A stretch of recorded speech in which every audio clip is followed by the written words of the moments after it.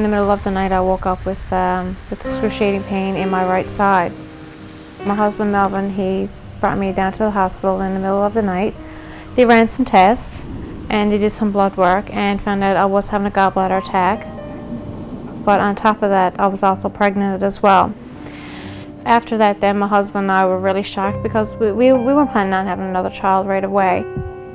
My 18-week ultrasound, I went down and she didn't have to say anything. I looked at her, I said, "There's something wrong, isn't it?" She said, "Yeah." She said, "There's something wrong with the baby." And then I just started crying then. And she told me that one of the baby's femurs was bowed, and it was short for that time of gestation of the pregnancy.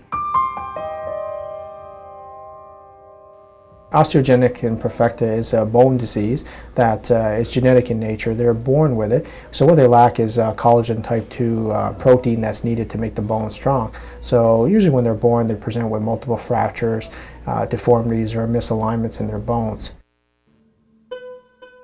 We were scared, very, very scared. We just cried. We just looked at each other, held each other. You know, we were just in shock. When she was born, she had 28 plus fractures. Her left leg was up behind her ear when she was born. That took a couple of weeks for that to come down. The night she was born, I got to see her for the first time before Mum did. I asked the nurse to give me some time alone with her. I looked at her and leaned over and gave her a kiss on the forehead to tell her everything was going to be okay. I got about a half hour with her before they took her up to NICU. You know, got to see her. I wasn't able to hold her, which was hard, right? You know, a mom, when their child is first born, you know, they want to hold their child right away. The NICU took very good care of her, very good care. But the hardest one was when they come back and told us that she could have the lifespan of 2 weeks. Up to 6 months.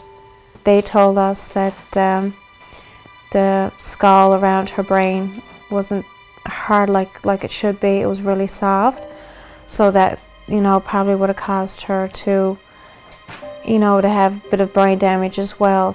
Well, I just had a nervous breakdown, right?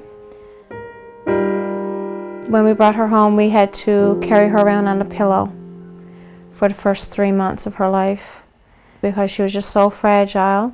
We were afraid that if we carried her normally like a normal child, we would hurt her. I've seen Amber almost every year for 3-4 fractures. She's required various operations with putting rods in her femur and tibias to straighten it out, and then she's broken on those rods, so she's pretty involved. You know, I mean, it wouldn't be surprising if she's in here at least 4 or 5 times a year with different number of fractures. The Janeways after doing a lot for Amber. If it wasn't for the Janeway, Amber wouldn't be where she's to today. Her endocrinologist, Dr. Bridger, decided to try her on a new treatment drug. Amber was the youngest that it was tried on, and it worked really well. Ready? Yeah. Come on down. If it wasn't for the rehab, and it wasn't for the Janeway, Amber wouldn't be with us today probably. She wouldn't be as smart as she is. She wouldn't be talking the way she's talking. She wouldn't be making progress of walking on her own if it wasn't for the Janeway. They're like family to us. She's bright. She's thoughtful. She's lovable. She'll brighten up your day if you're having a bad day.